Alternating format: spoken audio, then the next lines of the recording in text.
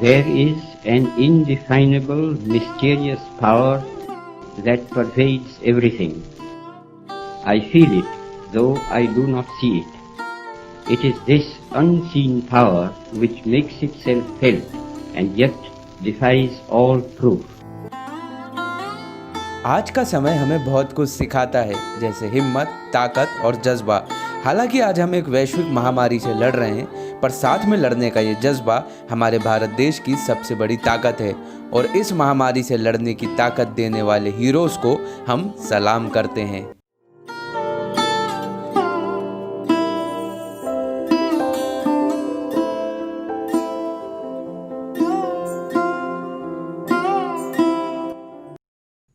खैर, आज ऑटोमोबाइल्स की जानकारी से पहले हम कुछ ऐसे रोचक तथ्यों को देखते हैं जिससे हमारा गर्व और बढ़ जाएगा, जैसे कि सन 2007 की कुछ असीम यादें।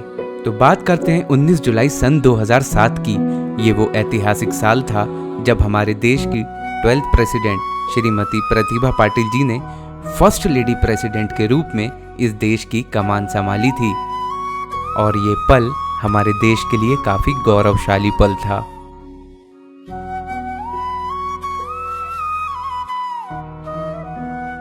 और इसी साल 24 सितंबर 2007 को हमने जीता था T20 वर्ल्ड कप अपने धोनी पाजी के साथ।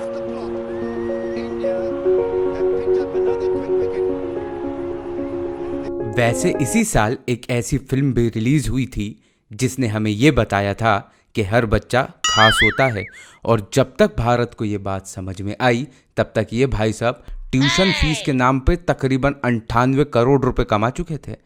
सीख इससे कुछ। कितनी अकलमंदी की बात कर रही है। वैसे टेक्नोलॉजी के पॉइंट ऑफ व्यू से भी सन 2007 दुनिया में एक नया बदलाव लाने जा रहा था, क्योंकि इसी साल एप्पल कंपनी ने आईफोन का अनाउंसमेंट किया और गूगल ने एंड्रॉयड ऑपरेटिंग सिस्टम का। और यदि बात करें मनोरंजन जगत की, तो फेमस राइटर J.K. रोलिंग्स भी अपना नॉवल हैरी पॉटर का लास्ट एडिशन लिख चुकी थी।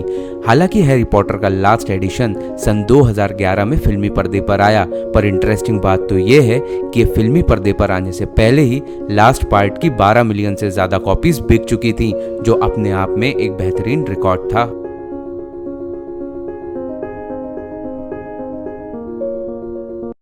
तो ये थे कुछ रोचक तथ्य जो सन 2007 की शान बने।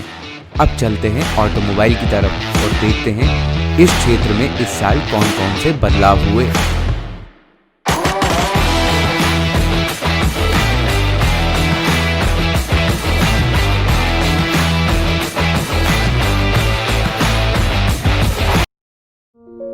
तो ऑटोमोबाइल की जानकारी एक इंटरेस्टिंग इंफॉर्मेशन के साथ चालू करते हैं। सन 2007 में हुंडई कंपनी ने अपनी फेमस कार हुंडई सेंट्रो और हुंडई गेट्स के बीच में एक ऐसी गाड़ी लॉन्च करने का प्लान किया जो उस समय की मारुति सुजुकी जेन एस्टिलो को एक अच्छा कंपटीशन दे सके।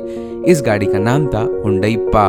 इस गाड़ी को 1.0 लीटर इंजन और कॉम्पिटिटिव प्राइस में उतारने का प्लान था, पर ऐसा हो न सका और पा का भी अभी तक कोई पता नहीं।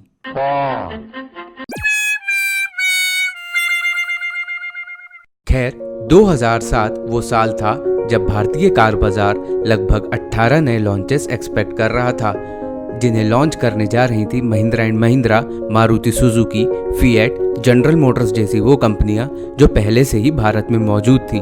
ये वो कंपनीज थीं जो भारत में रहकर कुछ नया प्रोडक्ट लॉन्च करने का प्लान कर रही थी, पर एक कंपनी ऐसी भी थी जो खुद ही लॉन्च होने जा रही थी और जिसका नाम था Volkswagen।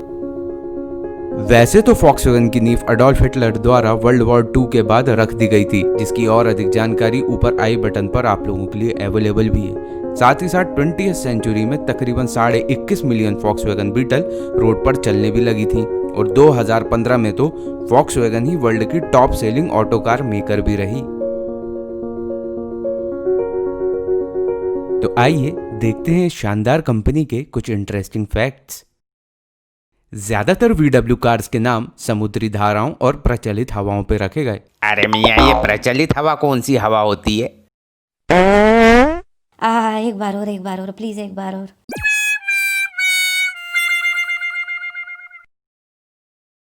तो दूसरा फैक्ट कहता है कि फॉक्सवैगन बीटल का गिनीज बुक में भी एक वर्ल्ड रिकॉर्ड दर्ज है, जिसके मुताबिक एक बार इसमें 57 लोग एक साथ सवार हो गए थे।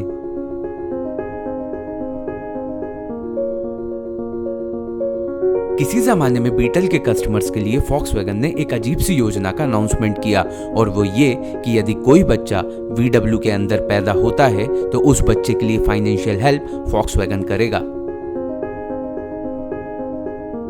फॉक्सवैगन को सबसे ज्यादा बार international engine of the year का अवार्ड मिलने का रिकॉर्ड है। इसका 1.4 लीटर TSI टर्बोचार्ज इंजन कई बार इंटरनेशनल ज्यूरी द्वारा मोटरिंग जर्नलिस्ट अवार्ड के लिए चुना गया। फॉक्सवैगन बीटल का सबसे लोकप्रिय डिजाइन रहा हार्वी मॉडल। ये डिजाइन डिज्नी मूवी की हार्वी से प्रेरित था। इसके मॉडल पर लगा #53 का स्टिकर तब लोगों के दिलों का हैशटैग हुआ करता था, है ना मजेदार।